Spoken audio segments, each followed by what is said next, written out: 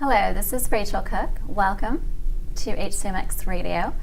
We are live at the HCM Excellence Conference 2017, and I'd like to welcome Mary Andrade from McKinsey. She heads up their Learning Design and Development Excellence Center. It's great to have you with us today. Great, thank you. It's nice to be here. And our conference this week. I hope you're enjoying yourself. Yes, I'm having a fantastic time. Lots of new ideas. Oh, wonderful. And you've been in the industry for just a little bit, right? Just a few years. Thank you. That was very generous. As my colleague reminds me, 2+ decades. So, okay. Yes. Well, that's why you're here today, to share some of your insights and your expertise and some of the things that you're working on at McKinsey. So I do want to learn a little bit more about your experience and your background, if you don't mind sharing. Yeah, sure. People always ask me how I got to where I am, and my simple answer is I took a leap of faith and I hopped a bunch of lily pads early on. So I started in learning as a teenager, teaching dance classes. Oh. I was a finance teaching assistant in college, and it really didn't occur to me that those were peak experiences in my life, but I knew I was always attracted to how people learn. So I went back to school. I got a master's in information system technology because I wanted to explore the intersection of adult learning and technology. Now that was 20 years ago. So that was before the internet really took off. Wow. Do you remember when you used to search with Gopher and Archie and Veronica? So I was there at the very beginning. And go to the library. Yeah, and you went to library life. With index cards. That's exactly right. I mean, I was there in the time of the Rolodexes. Yes, me too. But my first job out of graduate school was with the client service professional consulting firm.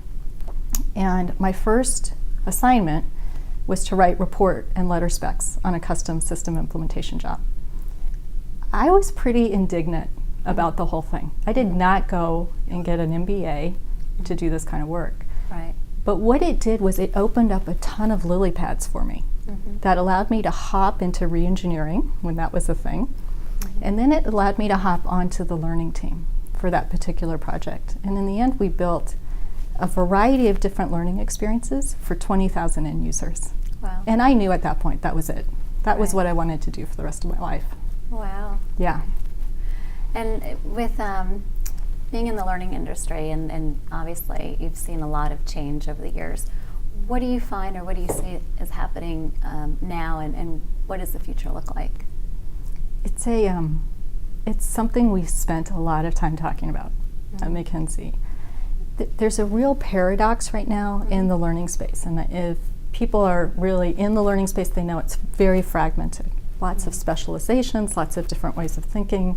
And the paradox is this notion between the tried and true fundamentals based in how memory works and cognitive psychology, and all this new thinking that's coming out. So there's buzz around micro-learning, there's buzz around neuroscience.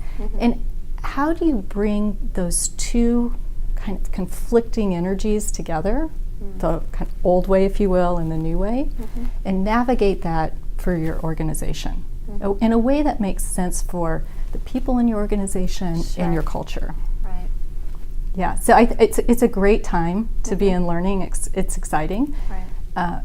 It is one of those times where you have to put a stake in the ground and say, this is my profession, and really stick with it. So I tell people that you have to do the hard work. Like I'm a creative person. Right. I have a wild imagination, and I happen to work for an organization of brilliant people that are fact-based. And so I can't just say anymore, this is the right thing to do. I have to come with a lot of backup. Sure. And so I've spent the last couple years reading the research and all those different types of opinions to get to where we are today. No, that's interesting. How do you approach innovation? For me, there's one word, which is what I call transference.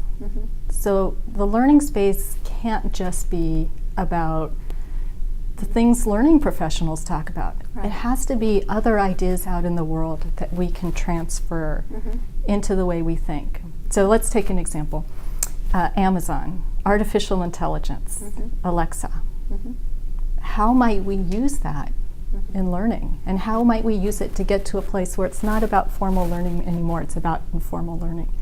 So, imagine, Rachel, you woke up this morning and you're brushing your teeth, and there's an Alexa type of thing that says, oh, you're going to be talking to me, Mary Andrade, this afternoon. She works for a professional services firm. Do you know what's happening in professional services? Let me just pop that up onto your bathroom mirror.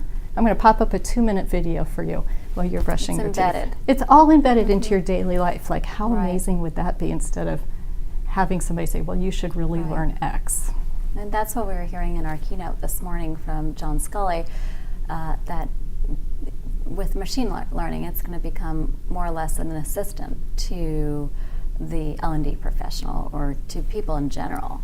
So it will change the way we operate, and the way that we think about things and build or create in exponential ways. Absolutely agree. And the shift for me would be from you having to ask.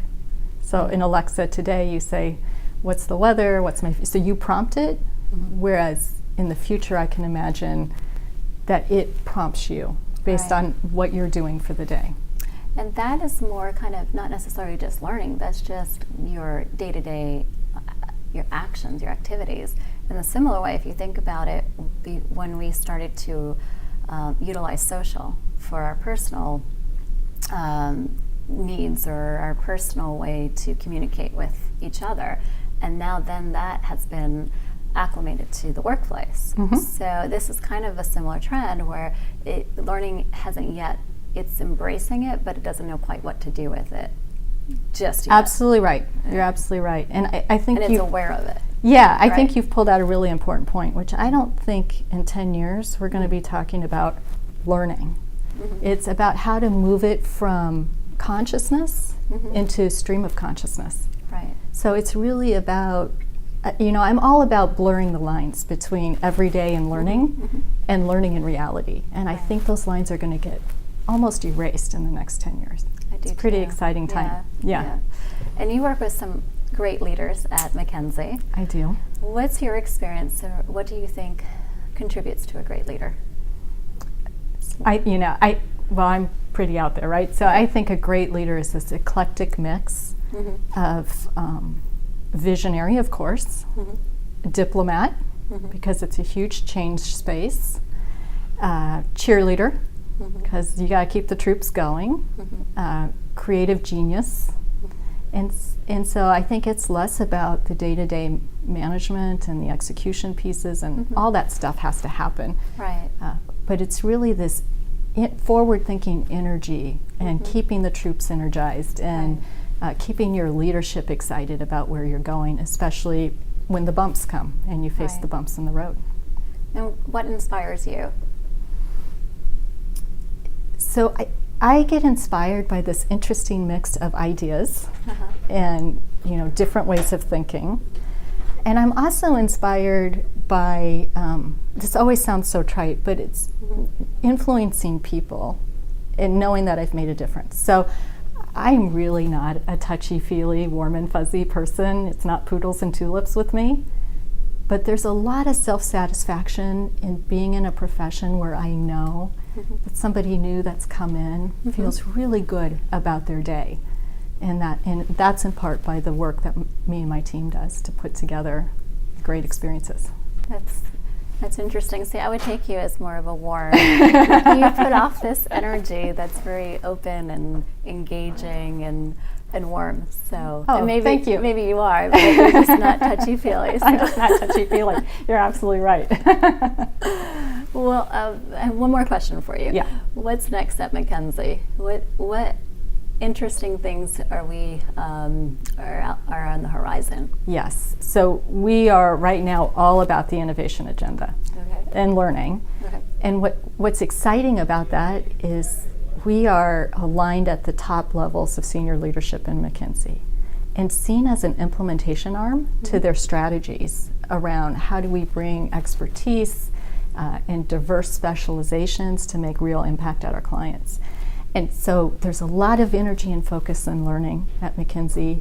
We're all about innovation, And we've doubled down on design, which, for me is a personal passion. And so what we're doing is we're using an approach where we make mini bets. Okay. So we look out there and we look at kind of interesting solutions, virtual reality. Mm-hmm. There's science that backs it up.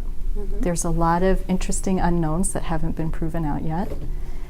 We look at how can we take a solution like that and take some real risks. How do we build it in a way that's a repeatable process that we can do over and over?